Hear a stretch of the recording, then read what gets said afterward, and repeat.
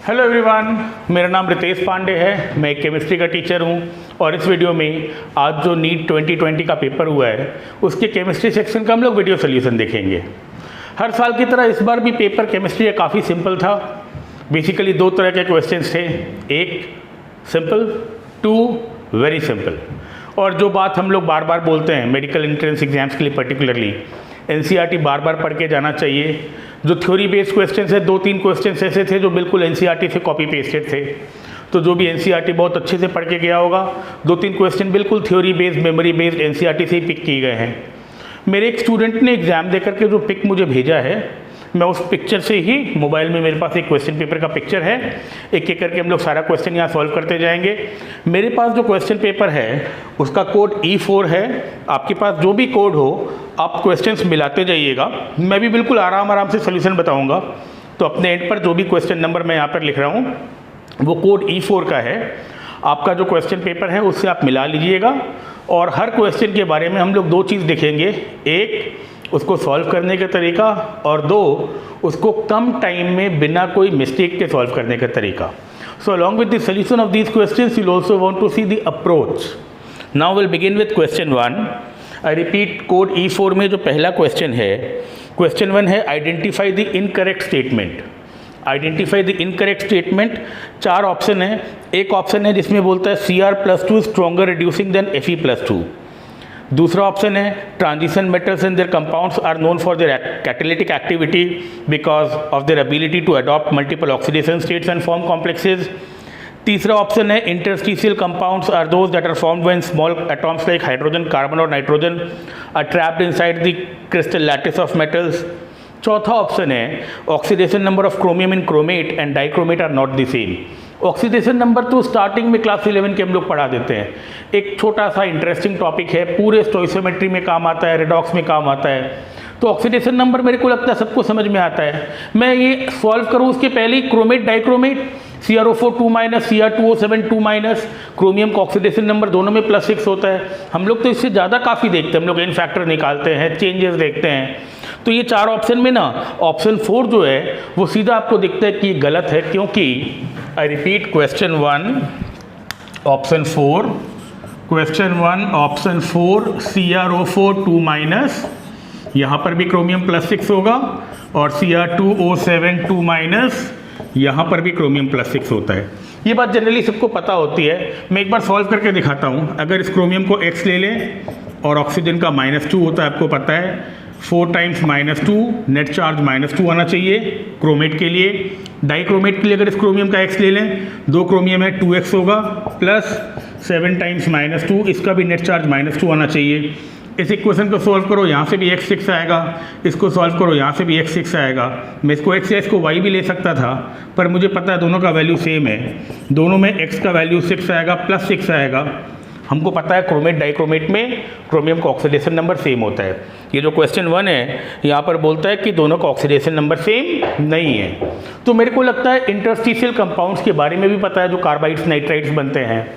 Transition metals generally MTD orbitals की वजह से काफ़ी सारे रिएजेंट्स के साथ में एक ट्रांजिटरी स्टेट बना सकते हैं ऑर्बिटल्स यूज़ करके, तो कैटालिटिक बिहेवियर होती है उनकी।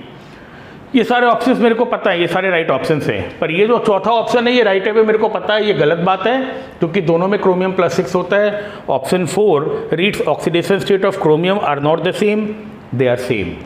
सो this is the incorrect statement. Question 1 you have to find the incorrect statement and this is the incorrect statement, क्योंकि दोनों में सेम होता है। ऑप्शन में लिखा है कि सेम नहीं होता है, ये इनकरेक्ट है और ये राइट ऑप्शन है। क्वेश्चन 2 की बात करते हैं। हाइड्रोलिसिस ऑफ सुक्रोज, सुक्रोज का हाइड्रोलिसिस दिखा है। सुक्रोज आपको पता है with water will give you glucose plus fructose, disaccharide है। और Kc का वैल्यू दिया है, Kc का वैल्यू दिया है 2 × 10⁻13, टेम्परेचर है 300 केल्विन। ΔG कैलकुलेट करना है, बिल्कुल एक लाइन का क्वेश्चन है, एक लाइन का सोल्यूशन है। ΔG is equal to -2.303 nRT log of Kc, जब ये log to the base 10 होता है, और जब ये नेचुरल लॉगरिथम होता है ये 2.303 नहीं लिखते, it's -nRT natural logarithm Kc। तो यहाँ पर बस वैल्यू पुट करना है। n का वैल्यू 1 होगा बिकॉज जब सुक्रोज से ग्लूकोज और फ्रुक्टोज बनेगा 2 मोल बन रहा है 1 मोल से, तो नेचुरली n का वैल्यू 1 होगा 2 - 1। r की जगह -8.314 इंटू 10⁻⁷। यूनिट यहाँ पर दिया हुआ है, यहाँ पर जूल्स में ये अर्क्स का वैल्यू है तो 8.314 ही होगा। टेम्परेचर 300 केल्विन दिया हुआ है and this will be log of जो Kc का वैल्यू दिया है आपको 2 × 10⁻13। तो कुछ नहीं करना है, खाली ये वैल्यूज पुट करना है, ये फॉर्मूला पता होना चाहिए और इसके हिसाब से इस पेपर कोड में मेरे को ऑप्शन 1 ठीक लगता है। ऑप्शन 1 में आपको ये नेगेटिव का ध्यान रखना है, ऑप्शन 2 में ये नेगेटिव की जगह पॉजिटिव है, ये याद रखना कि delta G = -nRT log of Kc। So minus के हिसाब से ऑप्शन 1 राइट होगा। एक कन्फ्यूजन हो सकता है, ऑप्शन 2 में माइनस की जगह प्लस है, वो नहीं होगा। तो क्वेश्चन 1 का आंसर 4, क्वेश्चन आंसर 2 का answer 1। Will want to carry on. Question 3 में टोल्यूइन दिया है क्लोरीन Hμ और उसका हाइड्रोलिसिस से बेंजल्डिहाइड बनाया है। आप मिला लीजिए, आपके पास जो भी क्वेश्चन पेपर हो, टोल्यूइन से बेंजल्डिहाइड बना रहा है और बीच में एक हैलाइड है। तो allow me to rub this, 1 का 4, 2 का 1। क्वेश्चन 3 की बात करेंगे। क्वेश्चन 3 कुछ ऐसा है। क्वेश्चन 3 में टोल्यूइन दिया हुआ है। क्वेश्चन 3 में यूर गिवन टोल्यूइन। क्वेश्चन 3 में टोल्यूइन दिया हुआ है, इसमें क्लोरीन Hμ डाल रहा है। This is a compound X और ये कंपाउंड का हाइड्रोलिसिस से बेंजल्डिहाइड बनता है। तो आपको पता है कि अगर इसका मोनोक्लोरिनेशन होगा, एक क्लोरीन अगर लगेगा, अगर यहाँ पर एक क्लोरीन लगेगा तो वाटर के साथ में हाइड्रोलिसिस होने से ये CH2OH हो जाता है, ये बेंजाइल अल्कोहल देता है। एक क्लोरीन से अल्कोहल आता है।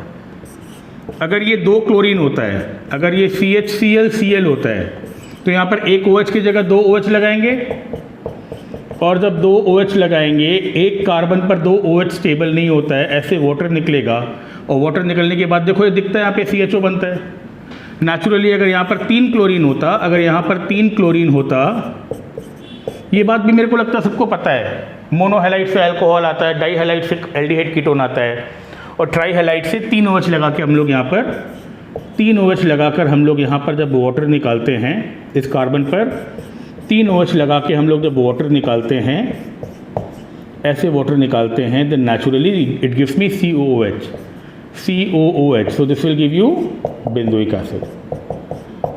तो ये भी मेरे को लगता है सबको समझ में आता है, बहुत सिंपल सा क्वेश्चन था। मोनोहैलाइड से अल्कोहल आता है, डाईहैलाइड से एल्डिहाइड आता है। सो नेचुरली यहाँ पर X would be a dihalide. This is compound X, dihalide, जिसमें क्लोरीन की जगह OH लगेगा, एक कार्बन पर 2 OH स्टेबल नहीं है, ऐसे वाटर निकालेंगे, यू विल गेट बेंजल्डिहाइड।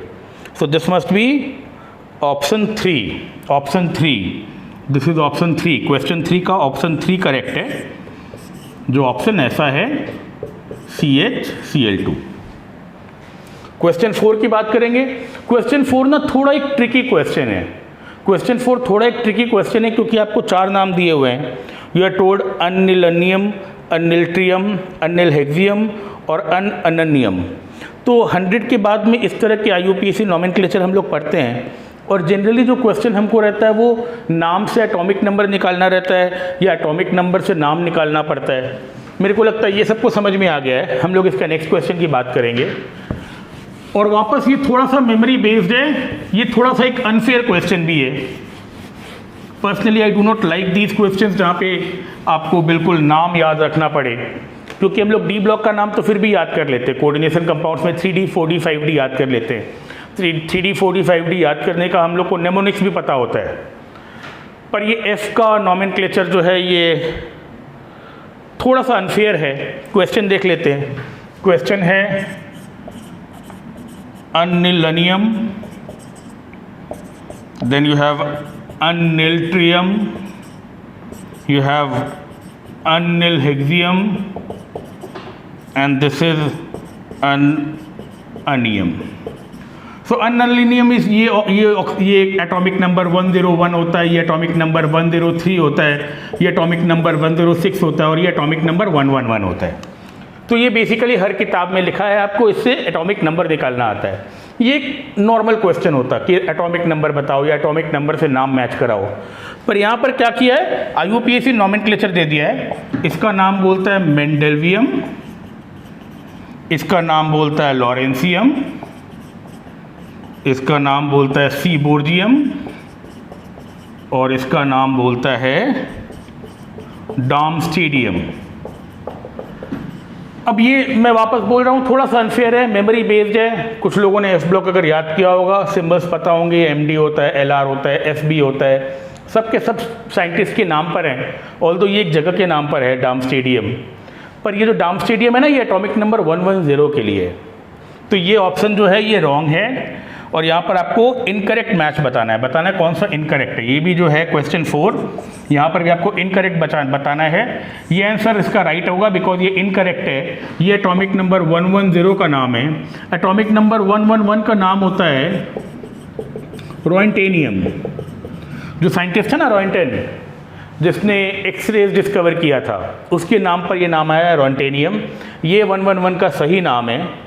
डार्मस्टेडियम जो है वो एटॉमिक नंबर 110 के लिए है। तो ये थोड़ा सा याद रखना था, थोड़ा सा ये ट्रिकी अनफेयर जैसा क्वेश्चन था, पर यहाँ पर बाकी सारे नाम मैच कर रहे हैं, ये नाम मैच नहीं कर रहा है, ये इनकरेक्ट है। इसका नाम होना चाहिए था roentgenium. Will move to question 5 which is in the next page and question 5 reads which is not correct about carbon monoxide। Question 5 में बोलता है which is not correct about carbon monoxide, not correct for carbon monoxide। अब carbon monoxide का जो statements यहाँ पर हैं, carbon monoxide is a colorless odorless gas, it burns with a blue light flame, carbon monoxide is formed by the incomplete oxidation of carbon, complete oxidation से carbon dioxide बनता है। पर यहाँ पर जो कार्बन मोनोक्साइड की प्रॉपर्टीज आपको दी हैं ये बहुत सिंपल हैं, बिकॉज आप बायोलॉजी में ये पढ़ते हैं। अगर कार्बन का इनकम्प्लीट ऑक्सीडेशन होता है, कार्बन मोनोक्साइड बहुत होता है एटमॉस्फेयर में, बॉडी में हेमोग्लोबिन कार्बन मोनोक्साइड को ऑब्जॉर्ब कर लेता है, कार्बोक्सी हेमोग्लोबिन बनता है, और एक पर्टिकुलरली ब्रीदिंग की प्रॉब्लम होती है because carboxy haemoglobin is not very good at carrying oxygen. ये सब आपको बायोलॉजी में ज़्यादा पढ़ाया जाता है। मैं ऑप्शंस बता देता हूँ। कार्बन मोनोक्साइड के लिए option 1 it forms carboxy haemoglobin, जो सही बात है। ऑप्शन 2 है it reduces oxygen carrying ability of blood, आप मिला लीजिएगा अपने क्वेश्चन के साथ में, ऑप्शन 2 भी सही है। ऑप्शन 3 है carboxy haemoglobin is less stable then carboxy haemoglobin, it says carboxy haemoglobin is less stable then oxy haemoglobin. ये बात गलत है बिकॉज कार्बोक्सी हेमोग्लोबिन बनने के बाद में आपको पता है वो ऑक्सी हेमोग्लोबिन नहीं बनता आसानी से, मतलब वो ज़्यादा स्टेबल होता है।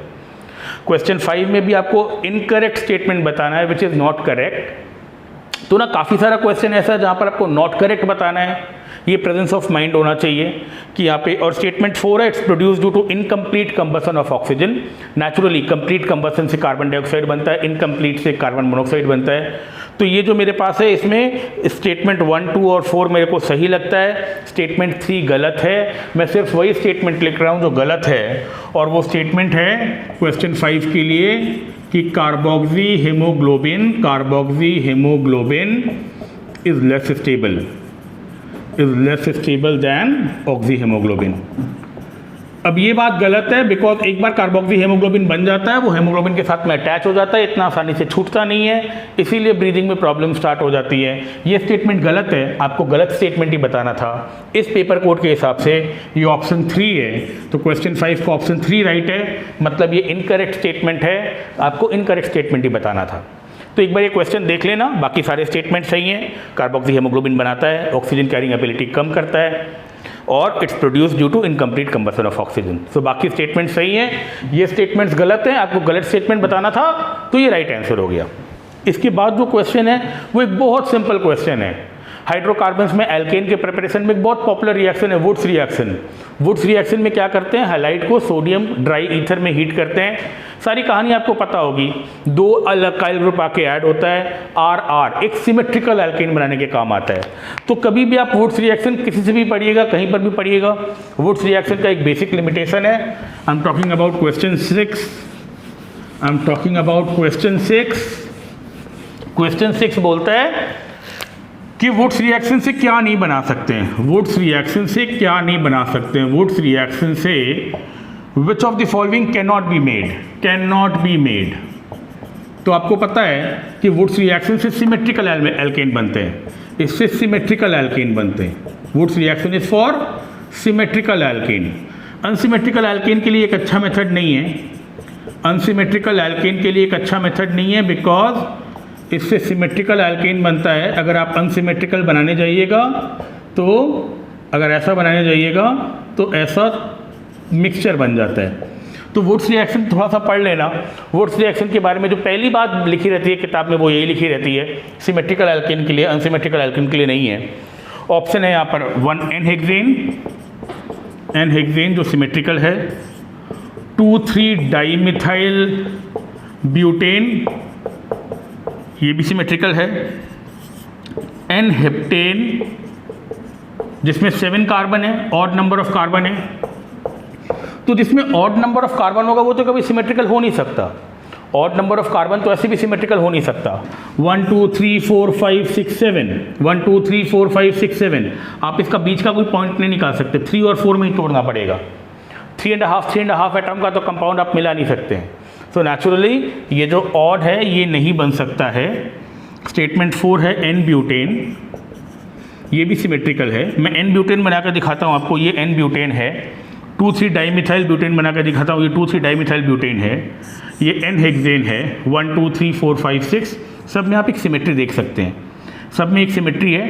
तो ये दो एल्काइल ग्रुप को ऐसे जोड़ के बनाया जा सकता है। ऐसे मिक्सचर को बनाना, ऐसे अनसिमेट्रिकल को बनाना वुड्स रिएक्शन में पॉसिबल नहीं है। काफ़ी लोग ना ऑड और इवन की बात करते हैं, हालांकि यहाँ पर जो ऑड नंबर है वो कभी भी सिमेट्रिकल नहीं हो सकता। पर आप ध्यान से सोचिएगा, देखिएगा, ये ज़रूरी नहीं है कि हमेशा ऑड इवन वाली बात हो। Even number of carbon atom में भी अगर सिमेट्री नहीं है तो वुड्स रिएक्शन से वो नहीं बन सकता।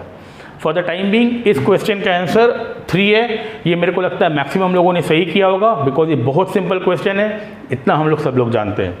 क्वेश्चन 6 का इस पेपर कोड का answer 3 n heptane odd number है, इसमें कहीं आप पॉइंट ऑफ सिमेट्री नहीं निकाल सकते। Question 7 paper chromatography is an example of. ध्यान से सुनिए, क्वेश्चन 7 में बोलता है paper chromatography is an example of. I want to rub it again.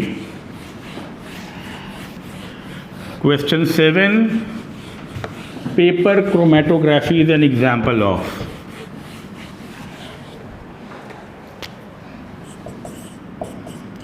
Paper chromatography is an example of मैं सिर्फ राइट ऑप्शन यहाँ पर लिख रहा हूँ, मैं सिर्फ यहाँ पर राइट ऑप्शन लिख रहा हूँ इस पेपर कोड के लिए। ये ऑप्शन 2 है, पार्टीशन। इस क्वेश्चन कोड के लिए ये ऑप्शन 2 है, partition chromatography.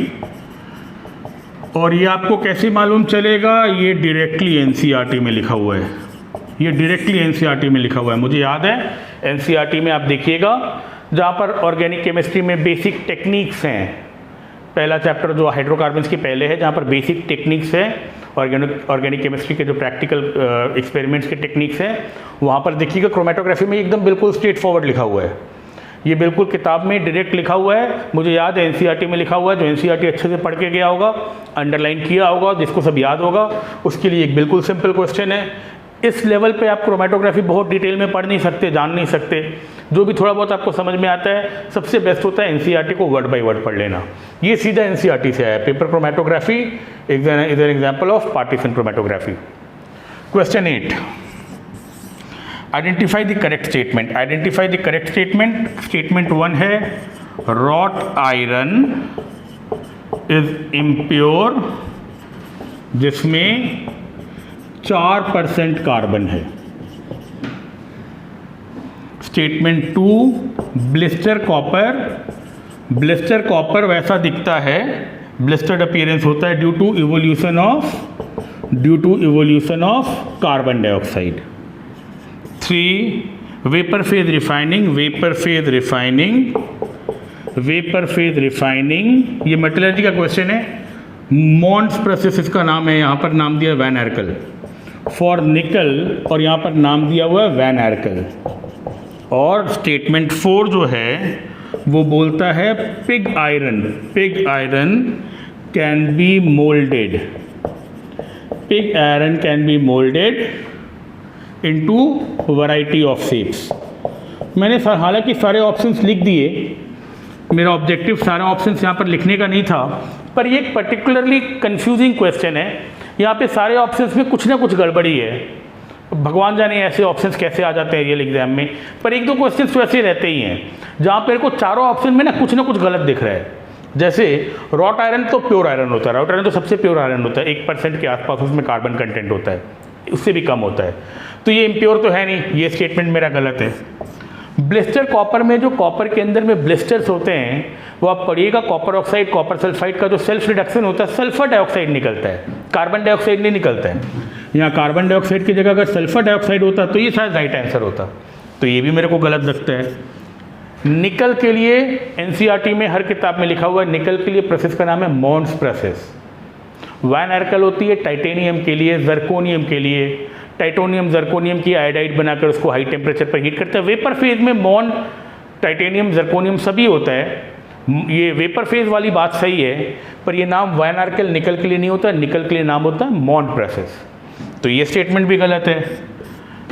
Pig iron impure होता है, पिग आयरन में कार्बन कंटेंट ज़्यादा होता है और कार्बन कंटेंट ज़्यादा होने की वजह से वो ब्रिटल होता है, उसको कास्टिंग के लिए यूज़ नहीं कर सकते, उससे बहुत सारे शेप्स नहीं बना सकते। तो पिग आयरन को हम लोग कन्वर्ट करते हैं कास्ट आयरन में, वाइट कास्ट आयरन में, ग्रे कास्ट आयरन में, डिपेंडिंग की कार्बन कंटेंट कम होकर कौन सा फॉर्म में बचा हुआ है। तो ना पिग आयरन को भी हम लोग कास्टिंग के लिए यूज़ नहीं करते हैं, पिग आयरन को कन्वर्ट करते हैं हम लोग कास्ट आयरन में, इसको हम लोग कन्वर्ट करते हैं कास्ट आयरन में, जो कि कास्टिंग के लिए सबसे अच्छा होता है। तो यहाँ पर ऐसे ना चारों ऑप्शन ही गलत है। अब पता नहीं, हो सकता है ये एक बोनस क्वेश्चन बन जाए, हो सकता है इसमें फ्री के मार्क्स आपको मिल जाए, ये भी थोड़ा सा अनवांटेड ही है। चारों ऑप्शन बिल्कुल 100% करेक्ट नहीं है। पिग आयरन की जगह अगर कास्ट आयरन दिया होता तो शायद ये राइट ऑप्शन हो जाता। ऐसे क्वेश्चन हमेशा अटेम्प्ट करने चाहिए, बिकॉज अटेम्प्ट करने से आपको बोनस मार्क्स मिल जाता है। 1, 2 और 3 तो बिल्कुल गलत है, बिकॉज इसका नाम मॉन्ड प्रोसेस है, यहाँ पर सल्फर डाइऑक्साइड होता है और रॉट आयरन को हम लोग इम्प्योर नहीं बोलते हैं। तो अगर कोई कन्फ्यूज़न हो तो मेरे को लगता है काफ़ी बच्चे यहाँ पर ऑप्शन 4 करके आए होंगे, काफ़ी बच्चे ये करके आए होंगे, बिकॉज पिग आयरन का एक फॉर्म होता है कास्ट आयरन, थोड़ा सा प्योर करके कास्ट आयरन से कास्टिंग करते हैं। या तो ये बोनस क्वेश्चन होगा या मेरे को लगता है इसका आंसर 4 होगा, पर टू बी ऑनेस्ट सारे ऑप्शंस यहाँ पे कंफ्यूजिंग हैं। आगे बढ़ते हैं, क्वेश्चन 9 की बात करते हैं। क्वेश्चन 9 में कोऑर्डिनेशन कंपाउंड्स में वो तो पूरा स्पेक्ट्रोकेमिकल सीरीज होता है ना, पूरा स्पेक्ट्रोकेमिकल सीरीज दिया हुआ है, और स्पेक्ट्रोकेमिकल सीरीज में हम लोग जनरली याद रखते हैं कि हैलाइड सबसे पीछे होते हैं। तो हैलाइड सबसे पीछे होने का मतलब फ्लोराइड सबसे पीछे, और एक ऑप्शन है जिसमें फ्लोराइड सबसे पीछे है, एक ऑप्शन है जिसमें फ्लोराइड सबसे पीछे है, ये बहुत लोगों ने गलत किया होगा। क्वेश्चन 9 में एक ऑप्शन है, आप देखिए क्वेश्चन है which is the correct order of increasing field strength of ligands to form coordination compounds. बिल्कुल एनसीईआरटी में पूरा स्पेक्ट्रोकेमिकल सीरीज दिया हुआ है, आपको याद रखने के लिए बहुत नेमोनिक्स बताए जाते हैं। नेमोनिक्स मतलब कोड्स होते हैं, बहुत सारे कोड आपको बताया जाता है ना। ग्रुप 1 के लिए हेलेना की रब से फरियार, ग्रुप 2 के लिए beryllium magnesium calcium strontium barium radium, बेटा मांगे कार स्कूटर बाप राजी। तो ये जो कोड्स आप सीखते हैं इसको नेमोनिक बोलते हैं। काफ़ी नेमोनिक्स पॉपुलर हैं, जब हम लोग कोऑर्डिनेशन कंपाउंड पढ़ाते हैं तो स्पेक्ट्रोकेमिकल सीरीज याद कराने की कोशिश करते हैं, हालांकि लंबा सीरीज है। और कुछ लोग अगर ये सोचते होंगे कि हैलाइड सबसे पीछे होगा, एक ऑप्शन 3 इसको टिक कर सकते हैं, ये एक बहुत कॉमन मिस्टेक होगा। इसका राइट आंसर है क्वेश्चन 9 का जो राइट आंसर है, जो स्पेक्ट्रोकेमिकल सीरीज का राइट आंसर यहाँ पर होगा वो होगा आपका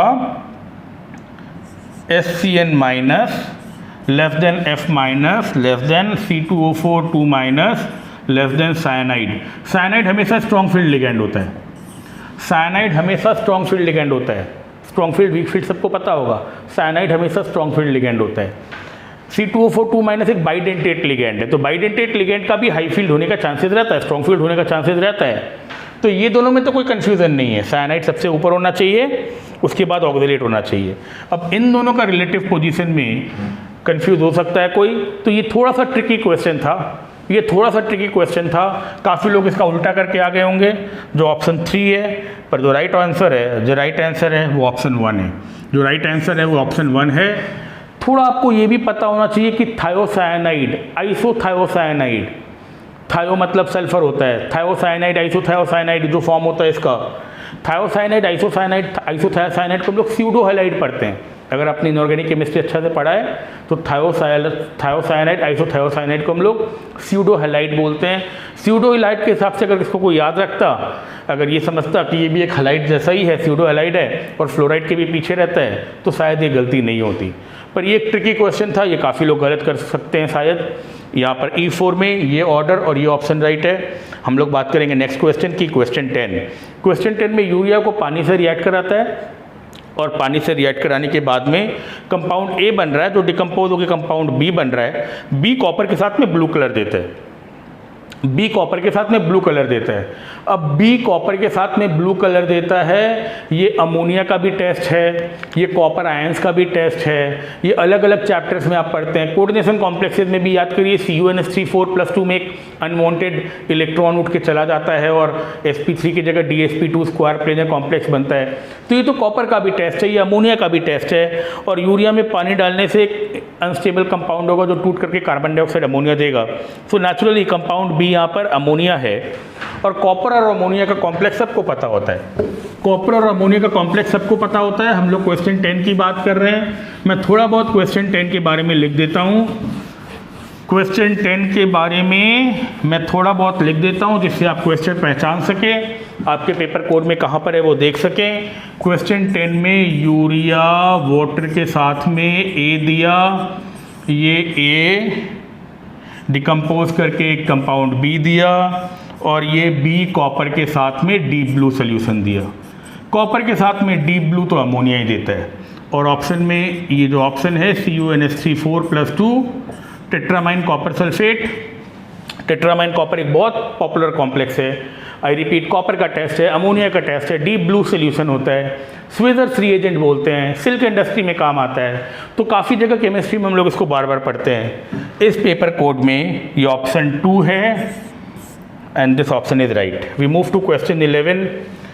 क्वेश्चन 11 HCl पास करते हैं CaCl2 में, MgCl2 और NaCl में। Which of the following compounds crystallizes. ये भी थोड़ा सा ट्रिकी क्वेश्चन है, पर ग्रुप 1 के जो कंपाउंड्स होते हैं ना, ग्रुप 1 के जो हैलाइड्स होते हैं वो क्रिस्टलाइज नहीं करते हैं। अगर आपने एस ब्लॉक पढ़ा है ग्रुप 1 और ग्रुप 2 में, ग्रुप 1 के जो हैलाइड्स होते हैं उनके क्रिस्टलाइन हैलाइड्स नहीं बनते। CaCl2 के, MgCl2 के आपने क्रिस्टलाइन स्ट्रक्चर्स देखे होंगे, CaCl2.6H2O, MgCl2.2H2O। तो कॉमन एन इफेक्ट से HCl पास करने से HCl व्हेन पास्ड, और यहाँ पर हम लोग को ग्रुप 2 के हैलाइड्स लिखने चाहिए थे, तो इसका आंसर होना चाहिए both MgCl2 and CaCl2। Both MgCl2 and CaCl2 इसका क्रिस्टल बन सकता है और किसी का क्रिस्टल नहीं बनेगा। This was question 11। ये ऑप्शन 1 यहाँ पर है, E4 में ऑप्शन 1 मेरे को सही दिखता है। क्वेश्चन 12 Cr+2 का स्पिन ऑफ मैग्नेटिक मोमेंट पूछ रहा है। क्वेश्चन 12 में Cr+2 का स्पिन मैग्नेटिक मोमेंट बोल रहा है। स्पिन मैग्नेटिक मोमेंट का फॉर्मूला क्या होता है? This is √of n × n+2 bore magneton. Simple, वापस एटॉमिक स्ट्रक्चर में क्वांटम नंबर्स के टाइम में पढ़ते हैं, n अनपेयर्ड इलेक्ट्रॉन होता है। बाद में फिर कोऑर्डिनेशन कॉम्प्लेक्सेस में हम लोग पता करते हैं कौन सा पैरामैग्नेटिक है, कौन सा डायमैग्नेटिक है। तो एक बहुत आसान क्वेश्चन है। क्रोमियम की नेचुरल कन्फिग्रेशन होती है 4s2 3d5, 4s1 3d5।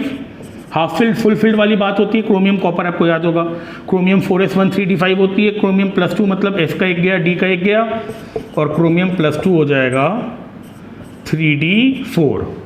अब 3d4 को ऐसे लिखो 5 ऑर्बिटल में 3d4 1 2 3 4, 4 अनपेयर्ड होगा। सिंपल, n का वैल्यू 4 लिखो यहाँ पे, 4 unpaired, 4 × 4 + 2, this is √24। I think you are happy with this. I think ये बिल्कुल सिंपल सा क्वेश्चन है, ये भी काफ़ी लोगों ने राइट किया होगा। √24 का जो ऑप्शन होगा यहाँ पर, that will be close to 4.90। यहाँ पर ऑप्शन 2 है, यहाँ पर ऑप्शन 2 है 4.90, 4.90 and BM is the unit, bore magneton. तो ये भी एक सिंपल सा क्वेश्चन है, ये भी मैक्सिमम लोगों ने करेक्ट किया होगा। 12 ऑप्शन 2। क्वेश्चन 13 एक मैच दी फॉलोइंग है। मैं एक बार जल्दी से इसको लिख दूंगा। कार्बन मोनोऑक्साइड और हाइड्रोजन के मिक्सचर को हम लोग सिंथेटिक गैस बोलते हैं। कार्बन मोनोऑक्साइड और नाइट्रोजन के गैस के मिक्सचर को हम लोग, नाइट्रोजन और वाटर की गैस के, हाइड्रोजन की गैस के मिक्सचर को हम लोग सिंथेटिक वाटर गैस बोलते हैं। तो carbon monoxide hydrogen synthetic gas, temporary hardness is because of bicarbonates. B2H6 electron deficient होता है बिकॉज B2H6 में ऑक्टेट कंप्लीट नहीं होता है, और H2O2 एक नॉन प्लेनर स्ट्रक्चर होता है। तो यहाँ पर भी चार ऑप्शंस बहुत सिंपल थे। मैं एक बार ये क्वेश्चन लिख देता हूँ, this is question number 13 in this paper code. मैं एक बार ये जल्दी से मिटा दे रहा हूँ। और क्वेश्चन 13 ऐसा है, क्वेश्चन 13 ऐसा है, क्वेश्चन 13 में कार्बन मोनोऑक्साइड प्लस हाइड्रोजन दिया है, यहाँ पर टेम्पोररी हार्डनेस लिखा है, यहाँ पर एक कंपाउंड है B2H6 और यहाँ पर एक कंपाउंड है H2O2। मैच कराना है।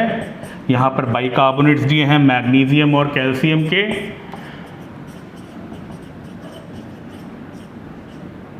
यहाँ पर इलेक्ट्रॉन डिफिशिएंट बोल रहा है, इलेक्ट्रॉन डिफिशिएंट। यहाँ पर सिंथेटिक गैस लिखा है, सिंथेटिक गैस, और यहाँ पर एक नॉन प्लेनर स्ट्रक्चर है, नॉन प्लेनर स्ट्रक्चर है। तो एक एक करके देखते हैं। ये नेचुरली सिंथेटिक गैस है, इसमें कोई कंफ्यूजन नहीं है।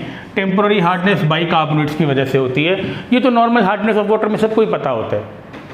B2H6 डाइमर है BH3 का, BH3 का डाइमर है। BH3 में आपके ऑक्टेट इनकम्प्लीट ऑक्टेट होता है, इनकम्प्लीट ऑक्टेट होता है, इनकम्प्लीट ऑक्टेट होता है, इनकम्प्लीट ऑक्टेट होता है। इसको इलेक्ट्रॉन चाहिए होता है, ये एक इलेक्ट्रोफाइल जैसा काम कर सकता है। एल्कीन में बहुत पॉपुलर मैकेनिज्म होता है hydroboration oxidation. It's a very reactive compound. BH3 बहुत रिएक्टिव कंपाउंड है। बोरोन हाइड्राइड्स की एक अपनी केमिस्ट्री है, समय होने पर मैं कभी बहुत डिटेल में ये सारी बातें बता सकता हूँ आपको। BH3 डाइमर फॉर्म में, B2H6 फॉर्म में थोड़ा सा स्टेबल होता है, ईथर में इसको स्टोर करके हम लोग रखते हैं। पर B2H6 में भी याद करो, you have 3 centre 2 electron 3 centre bond, banana bonding की जो बात करते हैं। तो यहाँ पर इलेक्ट्रॉन डिफिशियंसी है, यहाँ पर इलेक्ट्रॉन डिफिशियंसी है। सारे बॉन्ड्स में उतने इलेक्ट्रॉन नहीं है जितने होने चाहिए, ये इलेक्ट्रॉन डिफिशियंट है। इसके बारे में भी बॉन्डिंग में काफ़ी बार पढ़ाया जाता है। H2O2 लास्ट ऑप्शन बचता है, H2O2 नॉन प्लेनर ही होगा।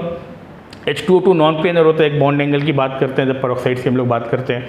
इसका स्ट्रक्चर भी किताबों में लिखा रहता है। हालांकि B2H6 में भी जो बनाना बॉन्ड बनता है ना, वो मॉलिक्यूल के प्लेन में नहीं रहता है। जो बनाना बॉन्ड बनता है वो भी मॉलिक्यूल के प्लेन में नहीं रहता। पर B2H6 को हम लोग पहले इसके साथ में मैच कर चुके हैं। इलेक्ट्रॉन डिफिशियंसी यहाँ पर ज़्यादा बड़ा कॉमन फैक्टर है। तो इसके हिसाब से A3 B1 C2 D4, और ये ऑप्शन 1 है, ये ऑप्शन 1 है जहाँ पर A3 B1 C2 और D4 है। सो ये राइट ऑप्शन लग रहा है मेरे को, जहाँ पर A3 है, B1 है, C2 है और D4 है। मैं एक बार कंफर्म कर ले रहा हूँ जिससे आपको कोई कंफ्यूजन नहीं हो ये पेपर कोड में ऑप्शन कौन सा है। बट अगेन ये एक सिंपल क्वेश्चन था, मैक्सिमम लोगों से हो जाना चाहिए था। क्वेश्चन 4 में एक क्वेश्चन दिया है, 2 क्लोरीन के एटॉम से क्लोरीन गैस बन रहे हैं। क्वेश्चन 14 में, दिस वाज क्वेश्चन 13, क्वेश्चन 14 में 2 क्लोरीन के एटॉम से क्लोरीन गैस बन रहा है। अब हमको पता है क्लोरीन डायटॉमिक होता है, नेचुरली क्लोरीन डायटॉमिक होता है। क्लोरीन के एटॉम आपस में मिलकर क्लोरीन मॉलिक्यूल बना ही देते हैं। जो भी नेचुरल फॉर्म होता है एक स्पीसीज़ का, वो स्टेबल होता है। एक्सोथर्मिक प्रोसेस होता है, exothermic process is thermodynamically more stable. तो आपने ये पढ़ा है तो अच्छी बात है, नहीं पढ़ा तो ये कॉमन सेंस है, ये बेसिक एप्टीट्यूड है कि क्लोरीन जब डायटॉमिक बनेगा, अरे क्लोरीन का बॉन्ड तोड़ने में ना एनर्जी सप्लाई करना पड़ेगा। क्लोरीन का बॉन्ड तोड़ने में, मॉलिक्यूल को एटॉम बनाने में हमको एनर्जी सप्लाई करना पड़ता है। डेल्टा H पॉजिटिव होता है, एंडोथर्मिक होता है। पर जब बॉन्ड बनेगा तो नेचुरली वो एक्सोथर्मिक होगा। एक्सोथर्मिक के लिए डेल्टा H नेगेटिव होगा, डेल्टा H नेगेटिव होगा। एक्सोथर्मिक के लिए डेल्टा H नेगेटिव होगा। डेल्टा H नेगेटिव तो बिल्कुल समझ में आता है, जब एटॉम से मॉलिक्यूल बन रहा है, 2 एटॉम पहले घूम रहा था, इट वाज मोर फ्री। क्या होता है entropy? Entropy is a measure of randomness, freedom. तो जब 2 मॉलिक्यूल आपस में जुड़ जाएगा, एक बॉन्ड बन जाएगा, मॉलिक्यूल बन जाएगा, तो उसकी फ्रीडम कम होगी, तो डेल्टा H नेगेटिव होगा। तो मेरे को लगता है मैंने बहुत फंडामेंटली ये समझा दिया। इसके लिए मैं कोई गिब्स इक्वेशन का यूज़ नहीं कर रहा हूँ, मैं कोई मैथमेटिक्स का बात नहीं कर रहा हूँ। कॉमन सेंस से हो जाता है कि भाई बॉन्ड तोड़ने में एनर्जी सप्लाई करना पड़ता है। तो जब बॉन्ड बनेगा, क्लोरीन स्टेबल है, नेचुरली एनर्जी रिलीज होगी, एक्सोथर्मिक होगा। और ऐसे एटॉम्स फ्री था, घूम रहा था, फ्रीडम ज़्यादा थी, लिबर्टी ज़्यादा थी। जब मॉलिक्यूल बन जाएगा तो बाइंडेड हो जाएगा, एंट्रोपी कम हो जाएगी, delta S will be negative. तो दोनों नेगेटिव यहाँ पर delta H less than 0, delta S less than 0, ये मेरे को ऑप्शन 4 दिखता है, ये मेरे को ऑप्शन 4 दिखता है, delta H less than 0, delta S less than 0। इस पेपर कोड के हिसाब से आप अपना पेपर कोड में देख लीजिएगा। क्वेश्चन 15 की बात करते हैं। 15 एकदम बिल्कुल बेसिक गैसीय स्टेट का क्वेश्चन है। आपको 7 ग्राम नाइट्रोजन और 8 ग्राम आर्गन दे दिए, प्लस आपको एटॉमिक वेट भी दे दिए। नाइट्रोजन का एटॉमिक वेट 14, आर्गन का एटॉमिक वेट 40, 27 बार टोटल प्रेशर है, आपको नाइट्रोजन का पार्शियल प्रेशर निकालना है। तो एक बार जल्दी से मैं क्वेश्चन यहाँ पर लिख देता हूँ, एक बार जल्दी से हम लोग क्वेश्चन देख लेते हैं। क्वेश्चन 15 में you have 7 gram nitrogen, 7 gram nitrogen, 8 gram argon. अब नाइट्रोजन का डायटोमिक मॉलिक्यूल है तो मॉलिक्यूलर वेट इसका 28 हो जाएगा, और आर्गन का जो एटॉमिक वेट है या मॉलिक्यूलर वेट है, मॉलिक्यूलर एटॉमिक वेट तो एक ही बात है ना, इसका एक मोल का वेट है 40। तो 7 ग्राम नाइट्रोजन कितना हुआ, 7/28, 1/4, 0.25 मोल्स, और 8 ग्राम आर्गन कितना हुआ, 8/40, ये 0.2 मेरे को दिखता है। तो मोल फ्रैक्शन क्या होगा नाइट्रोजन का, नाइट्रोजन का मोल फ्रैक्शन होगा, नाइट्रोजन का मोल फ्रैक्शन होगा number of moles of nitrogen which is 0.25 upon total number of moles, दोनों को ऐड कर दो, 0.25 प्लस 0.2, ये मेरे को 0.25 अपॉन 0.45 लगता है। और पार्शियल प्रेशर क्या होता है, पार्शियल प्रेशर होता है mole fraction into total pressure. Total pressure आपको दिया है 27 बार। तो ये एक सिंपल सा क्वेश्चन है, 1 मिनट के अंदर हो जाएगा। मैं सारा स्टेप दिखा रहा हूँ, वरना 1 मिनट के अंदर आप इसको आराम से सॉल्व कर सकते हैं। ये 0.25, 0.45, 27, 9 से कैंसिल हो जाएगा, this will be 0.05 I believe. ये 9 से 9 इंटू 3 हो जाएगा, और अगर इसको मल्टीप्लाई करेंगे 25 इंटू 3, 75.05, 75/5, ये मेरे को लगता है 15 बार इसका राइट आंसर है। जो पेपर कोड मेरे पास है 15 बार ऑप्शन 3 है। तो एक बार देख लो, ये सिंपल सा क्वेश्चन है, मेरे को ये लगता है सभी ने किया होगा। ये तो बोर्ड लेवल से भी सिंपल क्वेश्चन है। Partial pressure is equal to mole fraction, mole fraction is number of moles upon total number of moles. Partial pressure आपको नाइट्रोजन का निकालना है, simple as it looks. So we'll want to move to question 16 which is the next page. Question 16 में dilute sulphuric acid को electrolyse कर रहे हैं।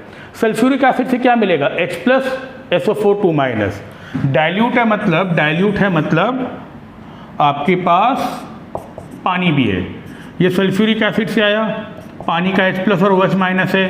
अब आपको पहली बार में जब फैराडेज लॉ पढ़ाया जाता है या आपको पोटेंशियल पढ़ाया जाता है, ये तो हर टीचर बताता है, सल्फेट और नाइट्रेट का डिस्चार्ज पोटेंशियल बहुत ज़्यादा होता है।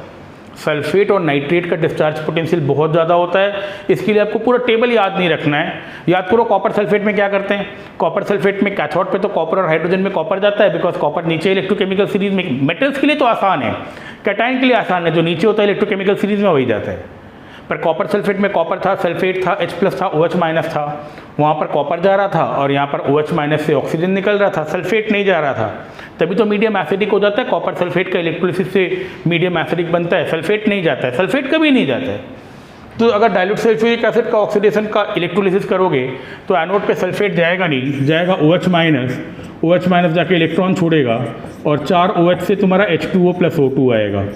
ये तो हमको क्लास 11 के बहुत पहले से मालूम है, जब से इलेक्ट्रोलिसिस पढ़ रहे हैं। क्या याद रखना है, सल्फ्यूरिक एसिड में एनायन जो सल्फेट है वो नहीं जाता है, तो पानी का OH- जाएगा, ऑक्सीजन निकलेगा। ये ऑप्शन 2 है, ऑप्शन 2 है oxygen gas, and this is the right answer. So 16 oxygen gas, 2 17 tertiary butyl carbocation is very stable. बहुत सिंपल क्वेश्चन है, बेसिक क्वेश्चन है। जनरली एक क्वेश्चन आता है कार्बोकैटायन का ऑर्डर ऑफ स्टेबिलिटी निकालने पूछते हैं, इसमें तो कुछ नहीं पूछा, टर्शरी ब्यूटाइल कार्बोकैटायन दे दिए। So you are given tertiary butyl carbocation, which is question 17, और बोलता है टर्शरी ब्यूटाइल कार्बोकैटायन इतना स्टेबल क्यों है। तो पहले टर्शरी ब्यूटाइल कार्बोकैटायन बना लेते हैं। आई रिपीट, इस पेपर कोड में दिस इज क्वेश्चन नंबर 17, इस पेपर कोड में दिस इज क्वेश्चन नंबर 17, और ये होगा tertiary butyl carbocation. This is tertiary butyl carbocation, tertiary butyl. देखो मैं सारा स्ट्रक्चर बता रहा हूँ, हालांकि ये दिमाग में आदमी को पहले ही फिट रहता है। टेर्शियरी ब्यूटाइल है, यहाँ पर 3 हाइड्रोजन, यहाँ पर 3 हाइड्रोजन, यहाँ पर 3 हाइड्रोजन, 9 अल्फा हाइड्रोजन है, 9 अल्फा हाइड्रोजन है, 9 हाइपर कॉन्जुगेटिव हाइड्रोजन है। हाइपर कॉन्जुगेशन आपने पढ़ा होगा, हाइपर कॉन्जुगेशन से एल्कीन का स्टेबिलिटी निकालते हैं, कार्बोकेटाइन का स्टेबिलिटी निकालते हैं, फ्री रेडिकल का स्टेबिलिटी निकालते हैं, टोल्विंग का ऑर्थो पैरा ओरिएंटेशन पढ़ते हैं। तो जब भी हाइपर कॉन्जुगेशन पढ़ते हैं, अल्फा हाइड्रोजन पढ़ते हैं, 9 अल्फा हाइड्रोजन है, हाइपर कॉन्जुगेशन से स्टेबल हो रहा है 4। मेरे को लगता है इसके बारे में ज़्यादा बात करने की ज़रूरत नहीं है, ये मेरे को लगता है सबको समझ में आता है। हाइपर कॉन्जुगेशन के बाद प्लस आई इफेक्ट भी होता है। प्लस आई इफेक्ट भी एक ऑप्शन हो सकता था, प्लस आई इफेक्ट कोई ऑप्शन नहीं है।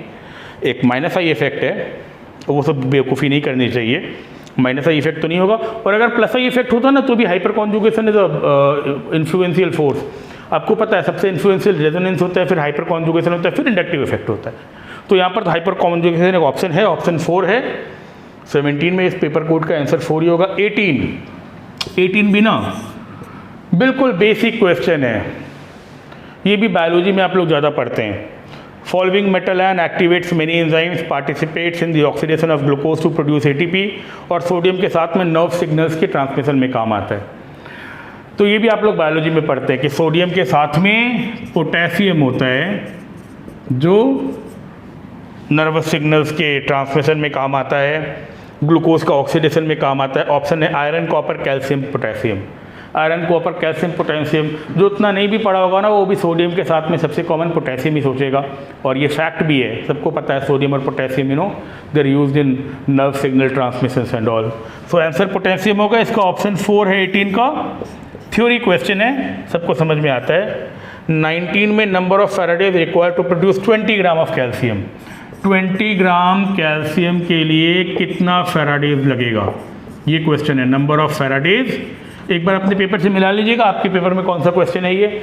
हमेशा सबसे अच्छा होता है अगर आप फैराडेज लॉज में या इलेक्ट्रोकेमिस्ट्री में यहाँ पर याद रखें, एक इक्विवेलेंट के लिए 1 फैराडे लगता है, एक इक्विवेलेंट के लिए 1 फैराडे लगता है। और इक्विवेलेंट वेट तो क्लास 11 के शुरू में ही पढ़ लेते हो।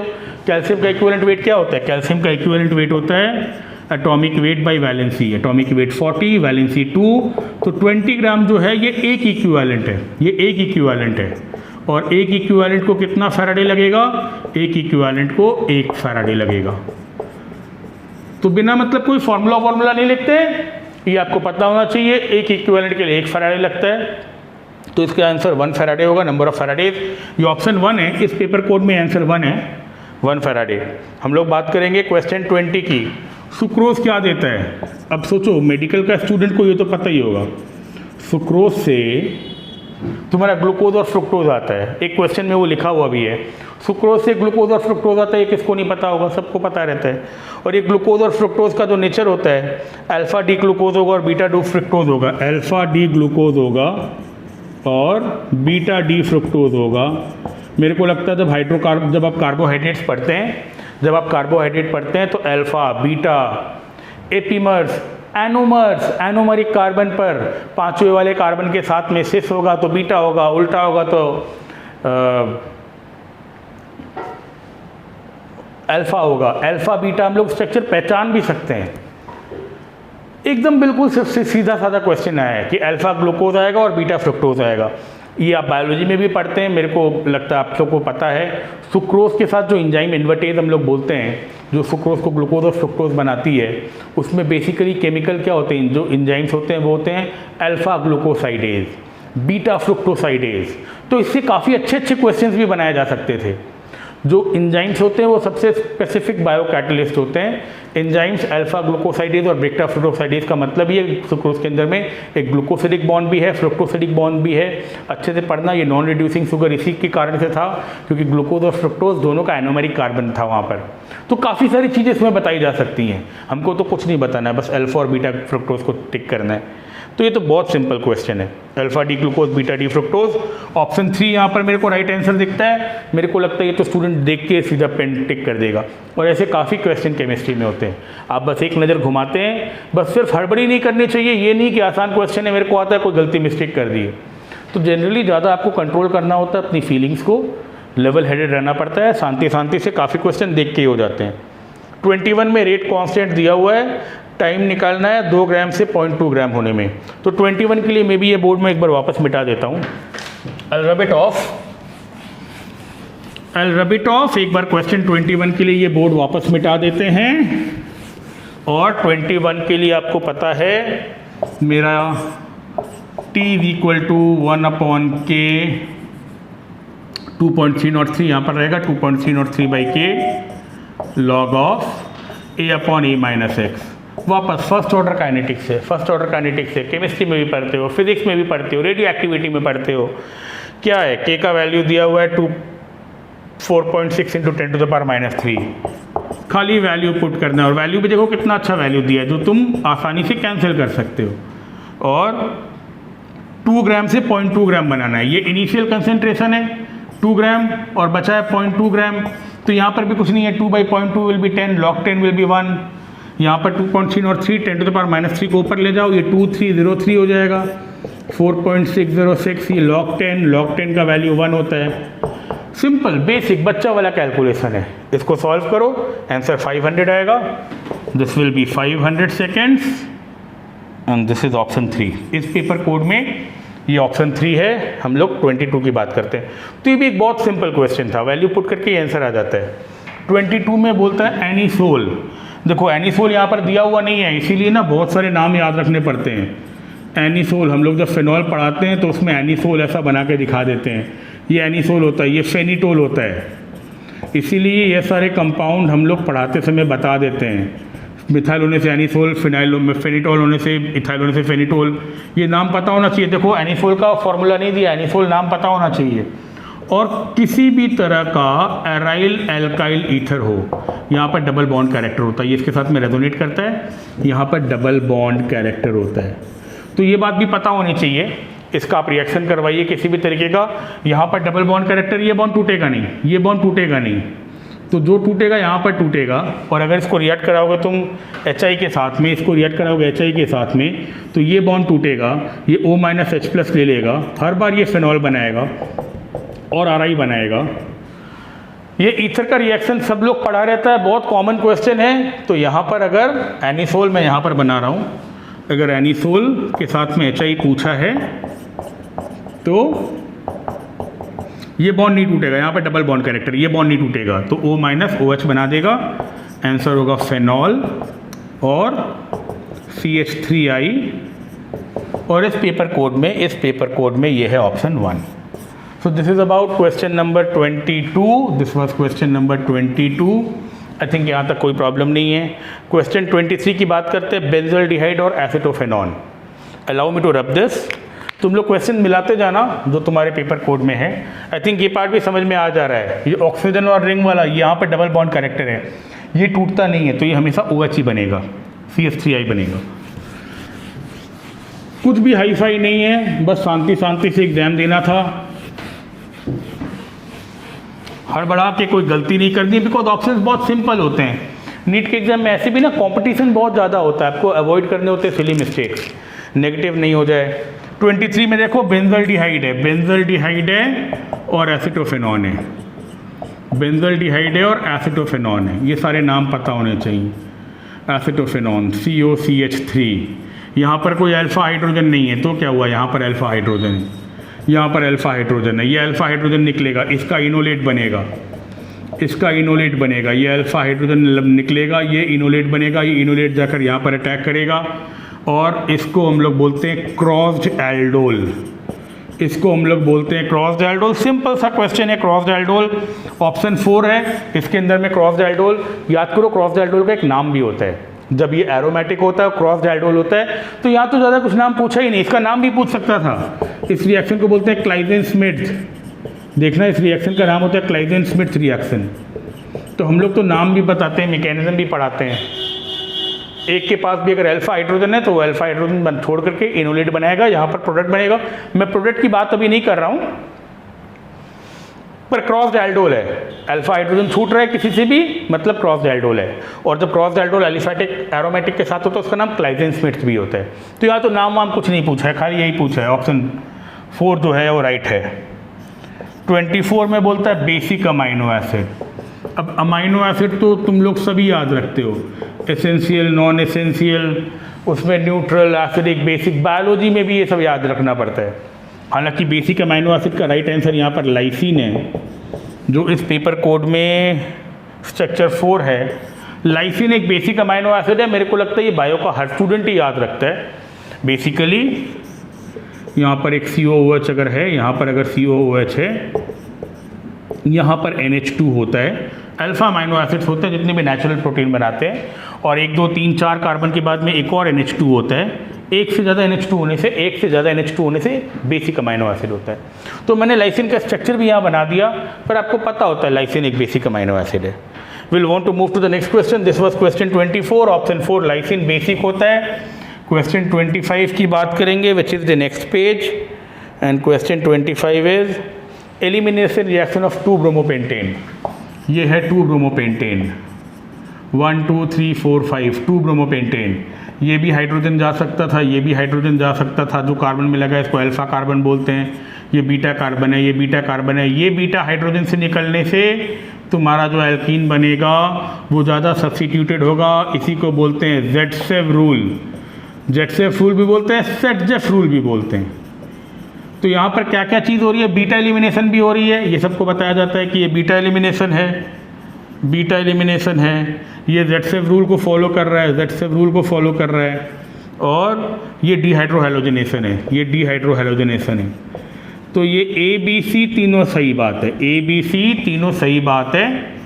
डीहाइड्रोहैलोजिनेशन, हाइड्रोजन गया, हैलोजन गया, डीहाइड्रोहैलोजिनेशन, एल्कीन बना, बीटा एलिमिनेशन होता है। नॉर्मली तो बीटा एलिमिनेशन ही होता है ना, डिहाइड्रेशन, डीहाइड्रोहैलोजिनेशन, सेटजेफ हो चाहे हॉफमैन हो, सब बीटा एलिमिनेशन होता है।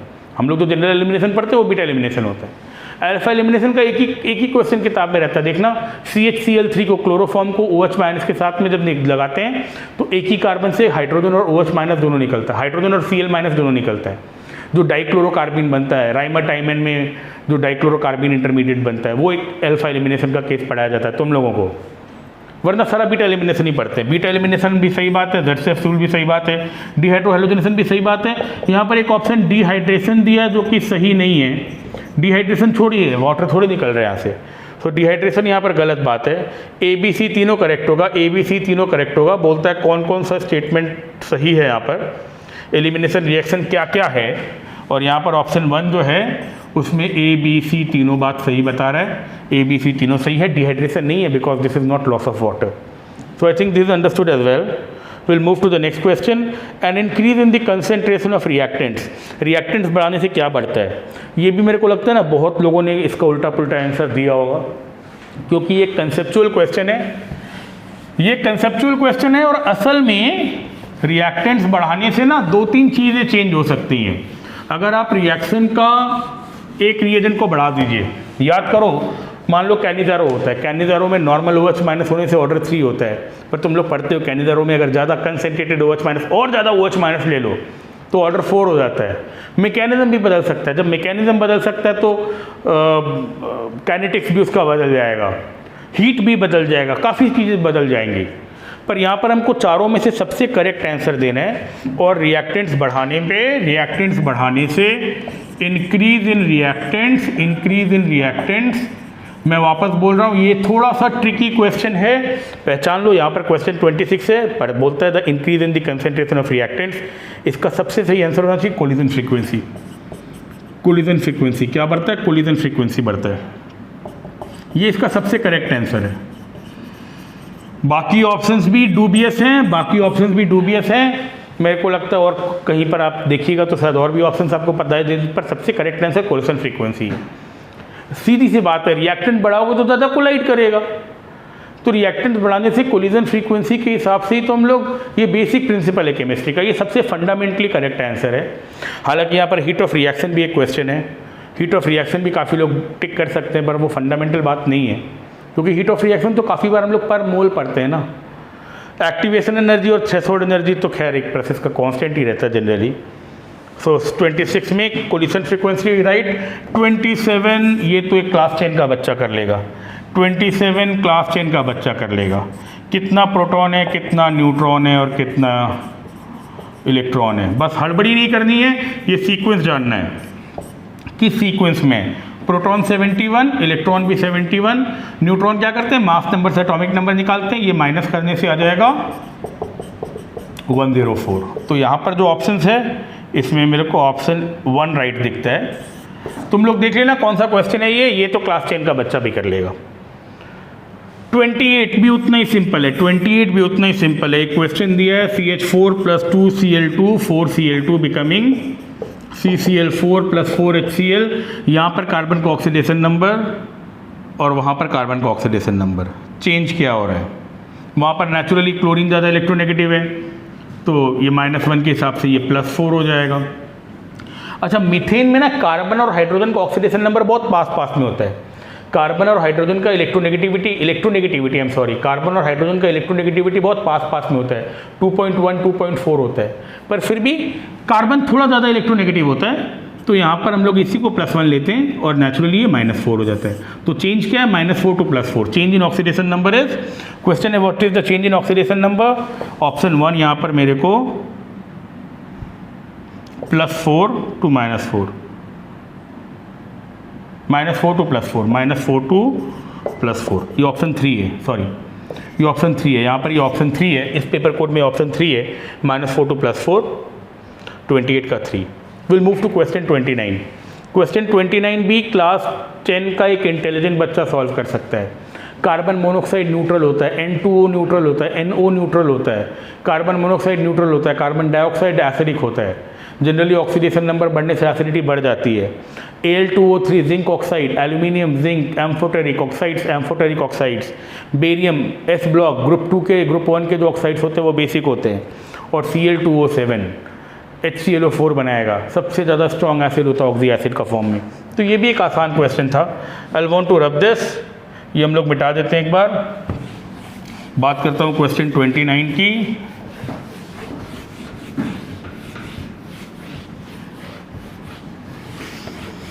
मैंने अपने एंड पे बहुत आराम से क्वेश्चन बताने की कोशिश की है। इसके बाद भी कोई डाउट होगा तो will talk about it, but ये भी एक बिल्कुल सिंपल क्वेश्चन है।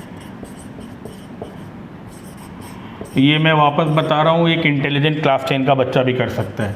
ये आपको बेसिक दिया हुआ है, ये एसिड, ये न्यूट्रल दिया है, this is basic, this is neutral, then acidic and then amphoteric. ABCD के साथ में मैच कराना है 1 2 3 4, ABCD के साथ में मैच कराना है 1 2 3 4। Carbon monoxide NO N2O neutral होता है, ये पता है। Barium oxide, group 2 group 1 oxides are basic. Aluminium, zinc, मैं और भी एग्जांपल बता रहा हूँ, एल्यूमिनियम हुआ, जिंक हुआ, या टिन लेड के ऑक्साइड्स हुए, ये एम्फोटेरिक होते हैं। और Cl2O7 एसिडिक होता है, Cl2O7 में पानी डालने से तुम्हारा HClO4 बनता है +7, बहुत स्ट्रॉन्ग ऑक्सी एसिड है। तो A का 2, मैं एक बार देख लूँ ऑप्शन क्या है ये, A का 2, B का 1, C का 4 और D का 3। ये ऑप्शन 2 है यहाँ पर, ये ऑप्शन 2 है जो राइट है, ये ऑप्शन 2 है जो राइट है। ऑब्वियसली मेरे को एक बार चेक करना पड़ रहा है क्योंकि ये आंसर यहाँ पर मार्क नहीं है, ये सारे क्वेश्चन ही हैं, ये सारे क्वेश्चन ही हैं। मैं सिर्फ क्वेश्चन से देख रहा हूँ, यहाँ पर देखो मार्क नहीं है आंसर, तो मेरे को एक बार कंफर्म होना पड़ रहा है। 30 और आसान है। 30 में बोलता है कार्बाइलामाइन टेस्ट कौन सा देगा, 30 में बोलता है कार्बाइलामाइन टेस्ट कौन देगा। Carbylamine test is given by 1 degree amine, aliphatic aromatic दोनों 1 डिग्री अमाइन, और 1 डिग्री अमाइन मेरे को यहाँ पर ऑप्शन 1 दिख रहा है, ये 1 डिग्री है, ये राइट है। बाकी कोई 1 डिग्री नहीं है, बाकी कोई 1 डिग्री नहीं है, मैं बना के दिखा दे रहा हूँ। यहाँ पर NHCH3 है जो 2 डिग्री है, बाकी ऑप्शंस में नहीं बना रहा हूँ, पहचान जाओ। 1 2 3 4 में सिर्फ 1 डिग्री अमाइन है। Carbylamine test is given by 1 degree amine, you get an offensive smell of isocyanide. कितना सिंपल क्वेश्चन पूछा है, 1 डिग्री अमाइन आइडेंटिफाई करने बोला है। कार्बाइलामाइन रिएक्शन, हेलोफॉर्म रिएक्शन, ये सब कौन भूलता है। 31 में बोलता है the correct option for free expansion of an ideal gas under adiabatic conditions. Adiabatic conditions में हीट एक्सचेंज ज़ीरो होता है, होता है, और अगर फ्री एक्सपेंशन होगा अचानक एनर्जी उसका, अगर फ्री एक्सपेंशन होगा it will be work done by the gas and there will be a decrease in temperature. 31 Q0 delta T less than 0, work done by the gas will be positive. 31 option 2 मेरे को सही दिख रहा है। 32 identify the molecule which does not exist, helium does not exist. Molecular orbital theory का एक question हर साल ही NEET में आता है।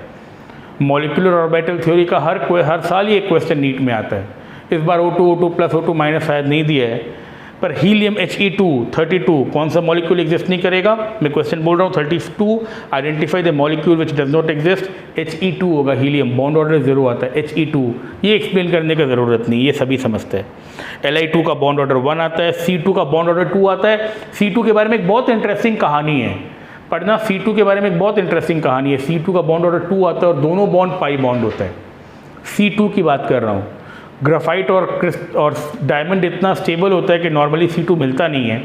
C2 is very rarely found, पर कभी भी रेयरली C2 मिलेगा, वो देखना। उसमें जो डबल बॉन्ड होता है, दोनों पाई बॉन्ड होते हैं। इंटरेस्टिंग बात है, ऑक्सीजन पैरामैग्नेटिक ऑक्सीजन तो रहता ही है।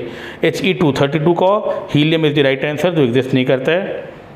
We will move to the next page, just give me a minute.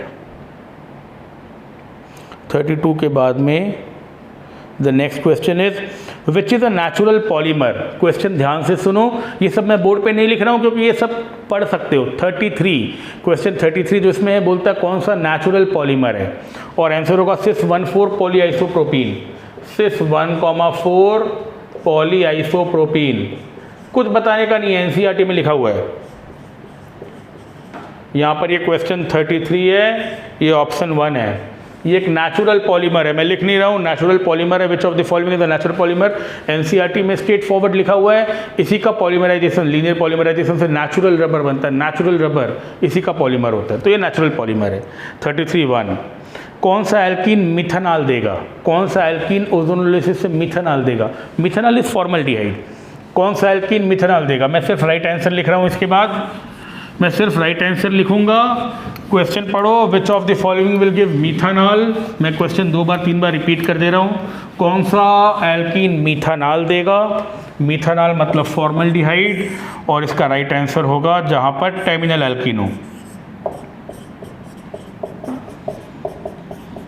Naturally ये मिथेनॉल देगा, बिकॉज इसका ओजोनोलिसिस करोगे, ये एक कार्बन जो टर्मिनल होता है उसी से मिथेनॉल आता है, फॉर्मल्डिहाइड। ये इस पेपर में ऑप्शन 3 है, ये ऑप्शन 3 है, formaldehyde. 35 which of the set following set of molecules will have 0 dipole moment. Boron trifluoride होगा, बेरिलियम डाइफ्लोराइड होगा, कार्बन डाइऑक्साइड होगा, 1,4 डाइक्लोरोबेंजीन होगा। बोरोन ट्राइफ्लोराइड 120 120 120, बेरिलियम डाइफ्लोराइड ये Sp, ये Sp2 120 120 120 पढ़े होगे, तीनों डाइपोल कैंसिल हो जाएगा।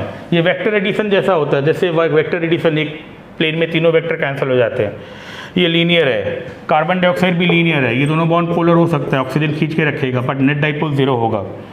और 1,फ्लोरो डाइक्लोरोबेंजीन, 1,फ्लोरो का मतलब हो गया पैरा, 1,4 का मतलब पैरा, ये सीधा दोनों रहता है, इसका म्यू 0 होता है। इसके ऊपर भी बहुत अमेजिंग क्वेश्चन आ सकते हैं। एक ऑप्शन यहाँ वाटर है, वाटर का एक डाइपोल होता है, डाइपोल होता है तभी तो वाटर पोलर है। वाटर का डाइपोल नहीं होता, पोलर नहीं होता, कुछ डिजॉल्व नहीं करता, तो life would have never began on this planet. So thank God water is polar, water का डाइपोल 0 नहीं होता है, अमोनिया का डाइपोल 0 नहीं होता है। 1,3 डाइक्लोरो बनाने जाओगे तो इसका एक रिजल्टेंट आएगा, जैसे वेक्टर एडिशन करते हो वैसे एक रिजल्टेंट निकलेगा, cos 120 लेकर के, इसका 0 होगा, कैंसिल हो जाएगा। और भी इसमें ना IIT में बहुत मज़ेदार क्वेश्चन है, सोचना कभी इसके बारे में। यहाँ पर अगर दोनों OH रहता ना, OH तो उसका डाइपोल 0 नहीं होता, तुमने देखा होगा वो क्वेश्चन, क्योंकि लोन पेयर रहता है वहाँ पर ये क्लोरीन है, सिंपल बॉन्ड है, कैंसिल हो जाएगा। तो ये है 35, ये ऑप्शन जो राइट ऑप्शन है, ये ऑप्शन है ऑप्शन 4। बात करेंगे 36 की। Freezing point depression constant KF दिया हुआ है, मोलैलिटी दिया है, नॉन इलेक्ट्रोलाइट है। तो ये भी एक लाइन का सोल्यूशन है, मैं एक बार मिटा देता हूँ इसको जल्दी से। इसके बाद का जो क्वेश्चन है वो भी एक लाइन में सॉल्व हो जाएगा, that is question number 36। Qualitative property का क्वेश्चन है, पढ़ लो। 36 freezing point depression constant KF दिया हुआ है। 36 में यहाँ पे KF दिया हुआ है 5.12, मोलैलिटी दिया है 0.078 और बोलता है नॉन इलेक्ट्रोलाइट है। नॉन इलेक्ट्रोलाइट है मतलब मेरे को वेंट ऑफ फैक्टर में नहीं जाना है।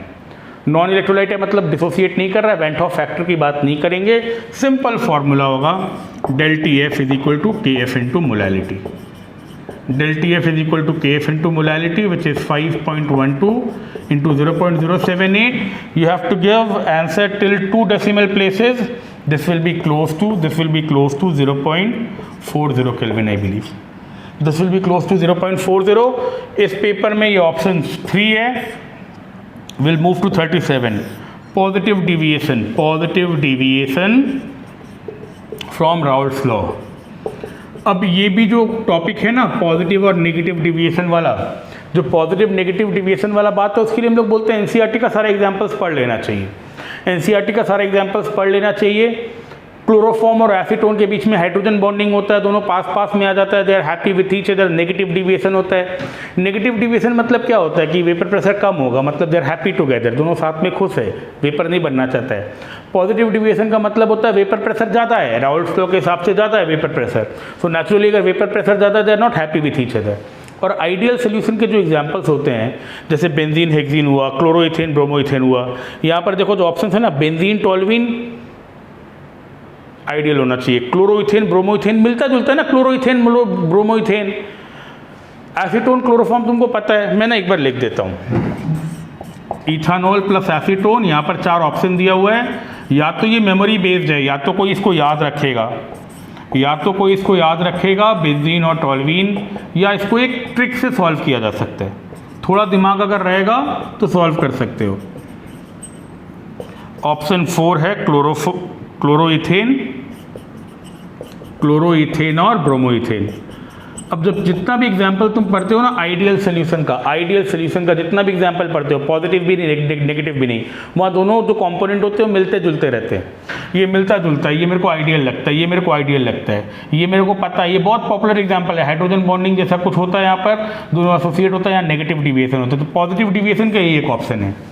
तो 2 तरीका है, या तो तुम याद रखो एग्जाम्पल से एनसीईआरटी के, या थोड़ा दिमाग चलाओ।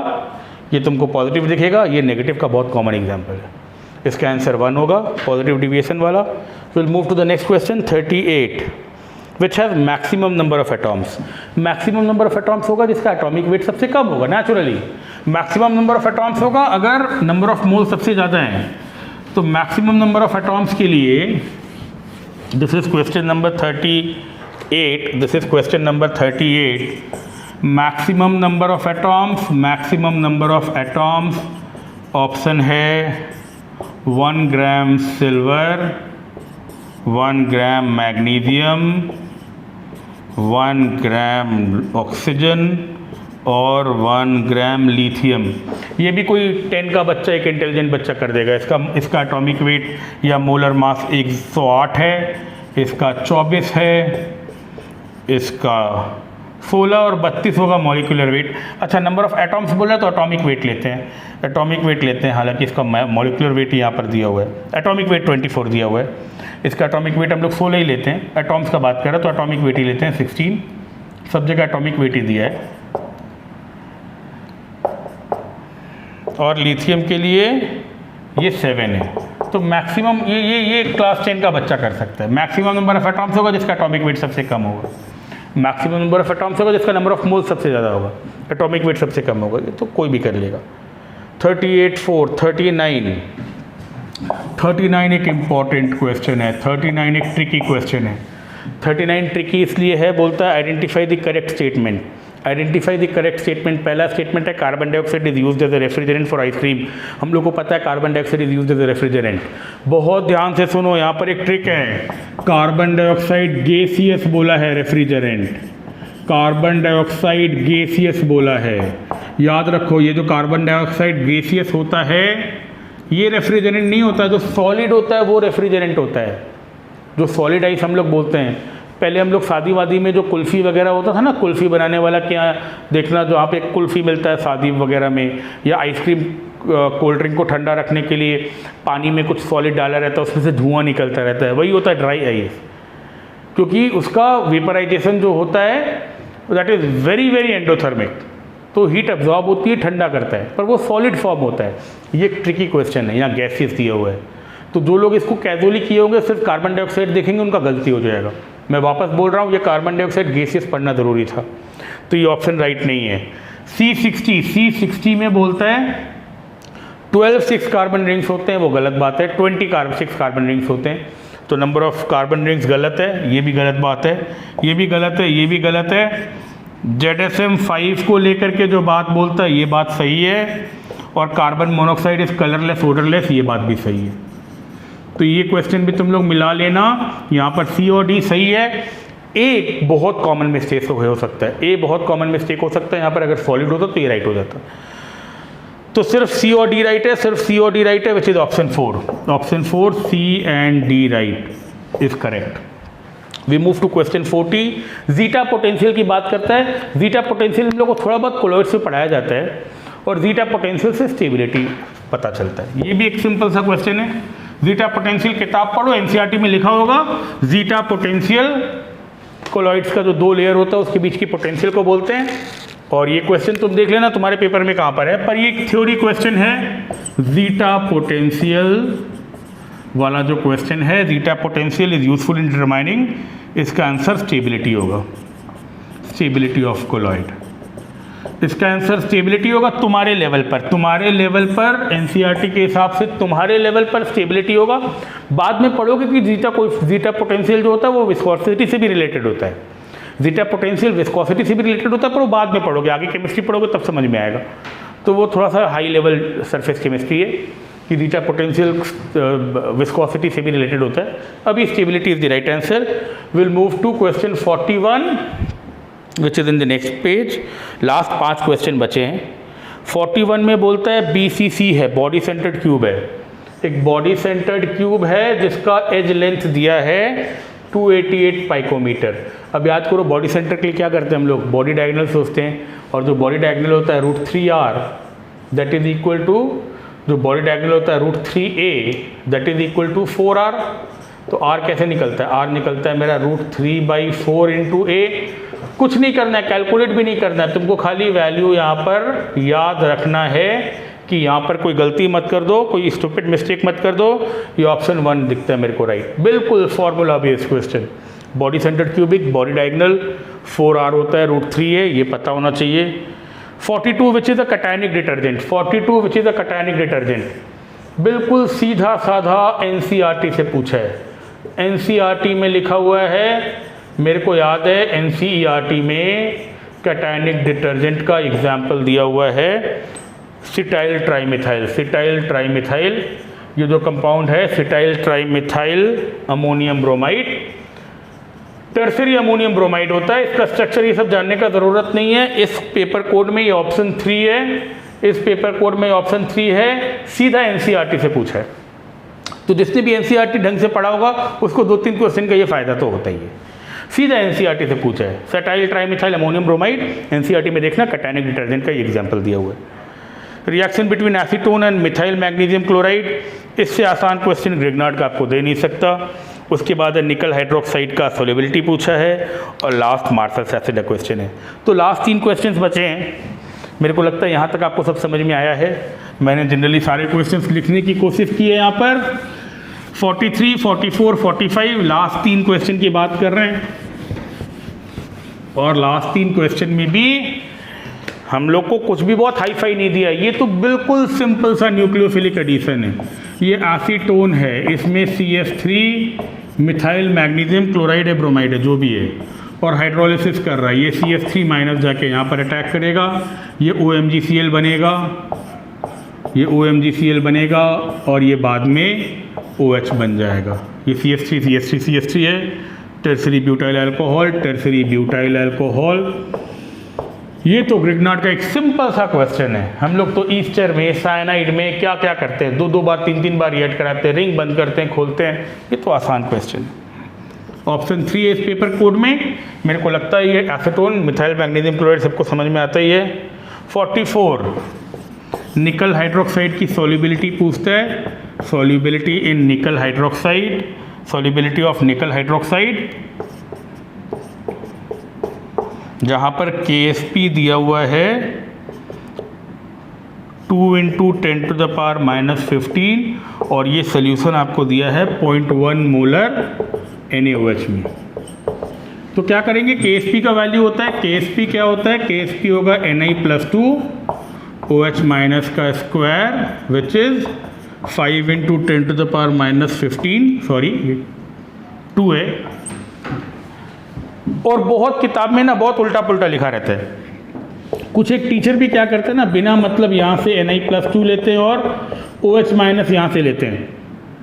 ये निकल हाइड्रोक्साइड से कोई OH माइनस नहीं लेते हैं, कॉमन एन इफेक्ट है, कॉमन एन इफेक्ट है। बिना मतलब अनवांटेड कैलकुलेशन नहीं करेंगे। इसका सोल्युबिलिटी अगर S है, पूरा OH माइनस NaOH से ले लेते हैं, पूरा OH माइनस NaOH से ले लेते हैं और यहाँ से सोल्युबिलिटी आती है 2 इंटू 10⁻⁻13। ये मेरे को ऑप्शन 1 दिखता है। मैं ना जल्दी से एक बात बता देता हूँ, किताब में क्या करेगा, किताब में ये S लेगा, उसको 0.1 प्लस S का होल स्क्वायर लेगा, बिना मतलब है कि A+B होल स्क्वायर का फॉर्मूला निकालेगा, फिर बाद में बोलेगा स्क्वायर और क्यूब टर्म को इग्नोर कर दो। तो ये तुम करके देखो, सारा स्क्वायर और क्यूब टर्म को जब इग्नोर करोगे तो लास्ट में ये तुम्हारा 0.1 S ही बचेगा। तो इतना झमेला क्यों करने का, क्यों पहले लेने का फिर इग्नोर करने का। तो हम लोग इसको 0.1 ही लेंगे, 0.1 का स्क्वायर नेचुरली, और सोल्युबिलिटी मेरा 2 इंटू 10⁻⁻13 आ जाएगा। Last 45, which of the following has oxygen oxygen linkage, which of the following has oxygen oxygen linkage. ये क्वेश्चन दो तरीके से आता है, ऑक्सीजन ऑक्सीजन लिंकेज आता है, सल्फर सल्फर लिंकेज आता है। सल्फर सल्फर लिंकेज के लिए H2SO2 से H2SO7 की बात करते हैं, वो एक दूसरा क्वेश्चन होता है। ये लास्ट क्वेश्चन है 45, बोलता है किसमें ऑक्सीजन ऑक्सीजन लिंकेज है, ऑक्सीजन ऑक्सीजन लिंकेज, ये परऑक्सो लिंकेज किस में है। ये भी ना क्लास 11 में बहुत पहले ऑक्सीडेशन नंबर के समय हम लोग पढ़ा देते हैं। याद करो, एक टीचर तुमको ऑक्सीडेशन नंबर के समय ही पढ़ा देता है। दो ही एसिड ऐसा दिखता है, एक दिखता है H2S2O8 जिसको बोलते हैं मार्शल्स एसिड, और एक होता है H2SO5 जिसको बोलते हैं कैरोज एसिड। अब ये लास्ट क्वेश्चन है, लास्ट फ्यू मिनट्स। तो लास्ट क्वेश्चन है, तो नेचुरली मैं तुमको दोनों का स्ट्रक्चर भी बना के दिखा देता हूँ। ये दोनों का स्ट्रक्चर बना के दिखा देता हूँ। ये हुआ मार्शल्स एसिड का, और ये हुआ कैरोज एसिड का। सल्फ्यूरिक एसिड याद रखना, सल्फ्यूरिक एसिड जो बनता है उसमें एक ऑक्सीजन एक्स्ट्रा डालते हैं। तो ऐसा कोई ऑप्शन होता तो राइट ऑप्शन होता। यहाँ पर मार्शल्स एसिड हमको लगता है H2SO8 दिया हुआ है, जिसको परऑक्सो डाइसल्फ्यूरिक भी बोलते हैं, इसको परऑक्सो डाइसल्फ्यूरिक भी बोलते हैं। ये ऑप्शन 3 है, this is the right answer, जिसको परऑक्सो डाइसल्फ्यूरिक एसिड भी बोलते हैं। इसकी जगह कैरोज एसिड, ये भी एक राइट आंसर हो सकता था। सल्फर के ऑक्सी एसिड्स में बहुत पॉपुलर क्वेश्चन आता है, सल्फर सल्फर लिंकेज किस में होता है।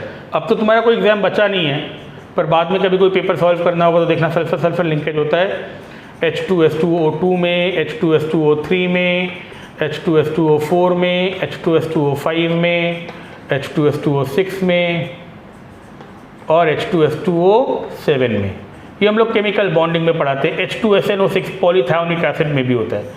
ये सब कुछ हम लोग ना केमिकल बॉन्डिंग में भी पढ़ाते हैं। फिर बाद में जब सल्फर पढ़ाते हैं P ब्लॉक में, वहाँ पर भी इसका रिवीजन कराते हैं, बिकॉज सल्फर के ऑक्सी एसिड्स का, P ब्लॉक नाइट्रोजन फैमिली के हाइड्राइड्स का क्वेश्चन आने का एक हिस्ट्री है। तो जनरली हम लोग को पता होता है इतने सालों में किस तरह के क्वेश्चन आ सकते हैं। ये तो बहुत सिंपल है। ये परऑक्सो लिंकेज यहाँ पर होता है, यहाँ पर तुम नॉर्मली ऑक्सीडेशन नंबर निकालने जाओ तो 6 से ज़्यादा आता है, तो नेचुरली सारा ऑक्सीजन -2 नहीं है, परऑक्सो बॉन्ड होगा। तो ये भी एक कॉमन क्वेश्चन है, मेरे को लगता है ये भी मैक्सिमम लोगों ने सही किया होगा। I have tried my level best to put all the questions on the board and tell you the easy approach to the questions instead of writing too much on the white board. I hope you are going to like this. I hope this will be useful to you. Thank you so much. This was much for the time being. See you in the other classes. Thank you so much.